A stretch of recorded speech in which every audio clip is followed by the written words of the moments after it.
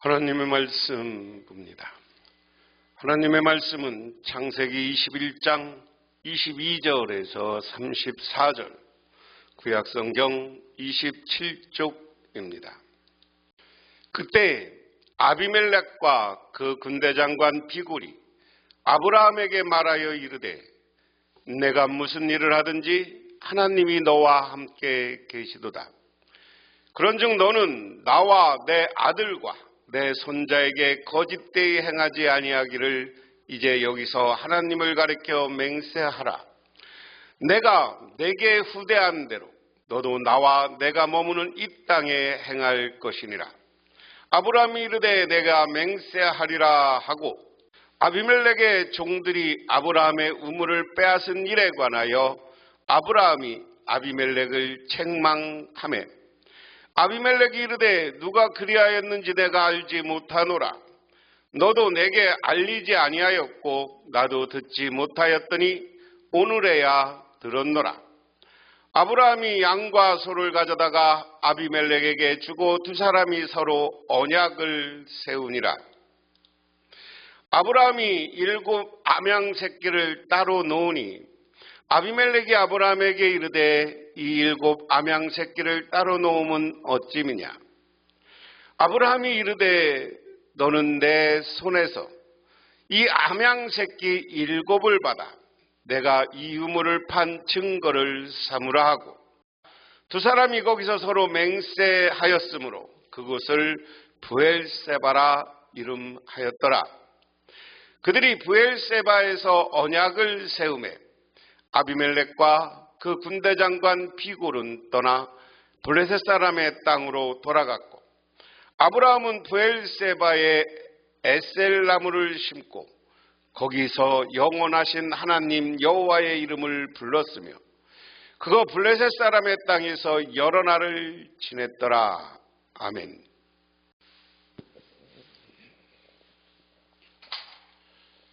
축복이라는 관점에서 축복을 하나님이 함께 하시는 것이다. 하나님이 함께 하시면서 우리에게 여러 가지 우리를 보호하고 필요한 것을 주시고 하는 것, 보호와 주시는 것, 이게 축복이죠. 그런데 이 축복이 이스라엘 백성들은 아브라함과 이삭을 통한 것으로만 생각했습니다. 그리고 다음에 야곱, 이것을 우리는 선민의식, 시오니즘, 이렇게 오늘날 이야기합니다. 그런데 하나님이 아브라함과 이삭과 야곱만 축복한 게 아니죠. 이스마엘도 축복했습니다. 이스마엘도 광야에서 하나님이 보호하고 필요한 것을 주셨다라고 이야기합니다. 이스마엘은 오늘날 아랍 민족이에요. 그 다음에 오늘 아비멜렉이라는 사람이 등장합니다. 이 아비멜렉은 크게 보면 블레셋, 오늘로 얘기하면 팔레스타인 사람이에요. 오늘 가만히 보면 이 아비멜렉하고 이 블레셋하고 이 이스라엘은 이 시오니즘이라는 것 때문에 맨날 싸워요. 그런데 오늘 아브라함과 이 아비멜렉의 관계는 뭐냐? 오늘 계약을 맺는 이야기가 오늘 본문 이야기예요. 이 계약은 왜 맺게 되냐? 20장에 보면 이 아비멜렉이 아브라함의 처 사라를 데리고 왔을 때 하나님이 아비멜렉을 범죄하지 못하게 막으면서 아브라함을 중보자 또는 중개자로 지명을 해요. 그 얘기는 뭐예요? 아비멜렉 너를 위해서 네가 아브라함에게 이야기를 하고 이 아브라함이 나에게 하나님에게 기도하면 하나님이 너에게 필요한 것을 들어주시겠다 하는 거였죠. 그게 대표적인 게 사라를 가지고 왔을 때 태가 끊겼던 것을 아브라함이 기도해 주니까 태가 열렸다. 이런 것을 체험한 것이 아비멜렉이라는 사람입니다. 이것을 전제로 오늘 본문에 보면 하나님과 함께 하신다 하는 이야기예요. 그 무렵에 아비멜렉과 그의 군사령관 비굴이 아브라함에게 말하였다. 하나님은 당신이 무슨 일을 하든지 당신을 도우십니다. 개역성경에는 내가 무슨 일인지 하나님이 너와 함께 계시도다 하는 겁니다. 자, 아비멜렉은 이방인이에요. 그런데 자기가 하나님을 체험한 경험이 있습니다.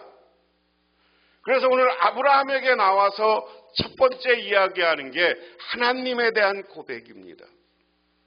이방인이었지만 하나님의 역사, 하나님의 능력을 알았던 사람이 아비멜렉이에요. 뭐라 그러냐? 하나님이 당신은 무슨 일을 하든지 도우신다, 무슨 일을 하든지 함께한다. 이 말을 바꾸면 하나님이 너와 함께한다는 것은 너를 지켜주시고 너에게 필요한 것을 주시는 축복을 주시는 분이 하나님이다. 그 얘기예요. 그러니까 자기가 중재자로서 오늘 아브라함을 다시 중보자로서 인정하고 아브라함에게 와서 자기 문제를 가지고 이야기하는 거예요. 그리고 다른 한편의 학자들에 의하면 이때 아브라함의 세력이 상당히 커졌을 것이다. 그래서 아브라함이 복받고 점점점 잘되고 그가 잘되는 것을 아비멜렉은 본 것이죠. 그렇기 때문에 오늘 그렇게 이야기하는 겁니다.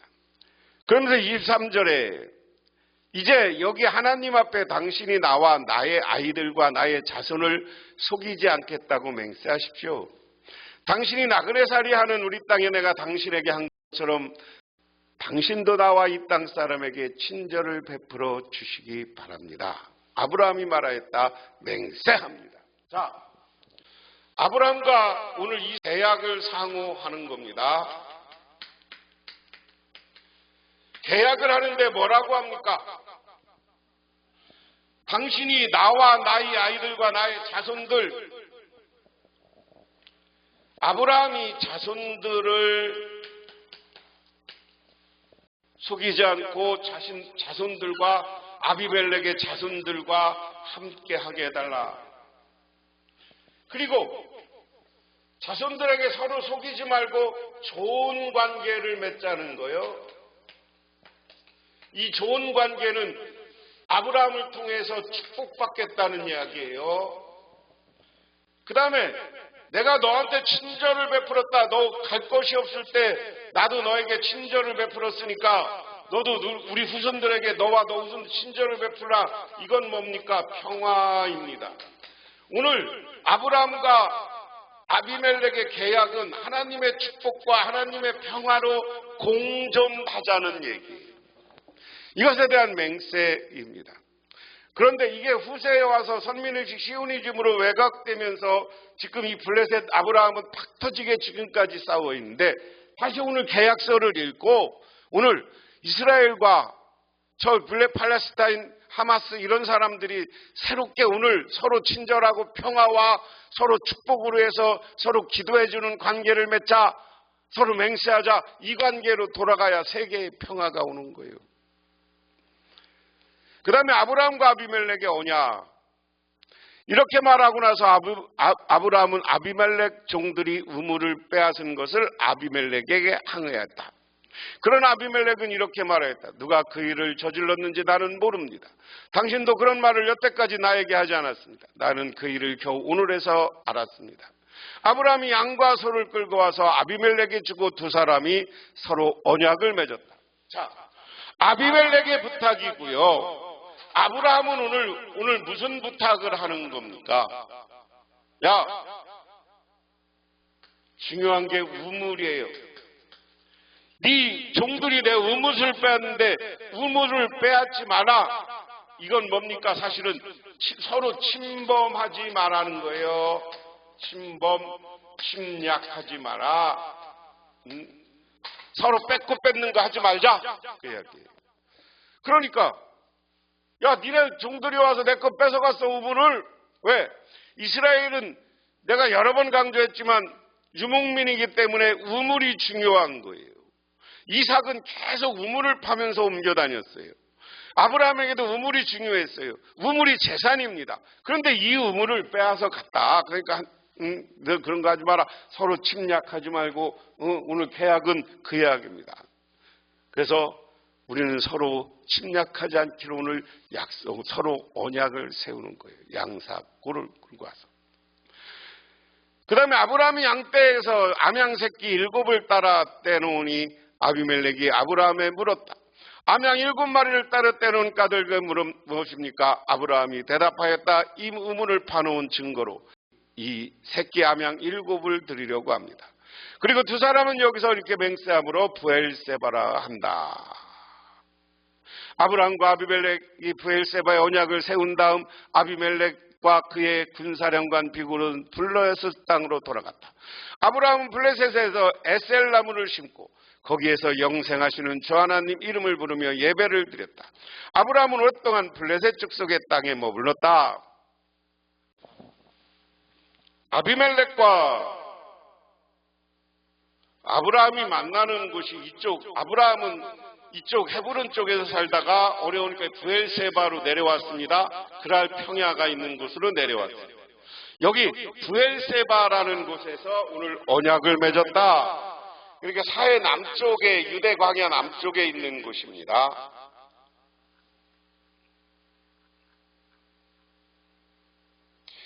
이것이 오늘 본문에 나오는 부엘세바에 있는 아브라함의 우물이다라고 알려진 유적지. 지금은 이렇게 물을 먹지 않는 곳이니까 이렇게 유적으로 남겨져 있습니다. 지금까지도 저게 중요한 거죠, 부엘세바에.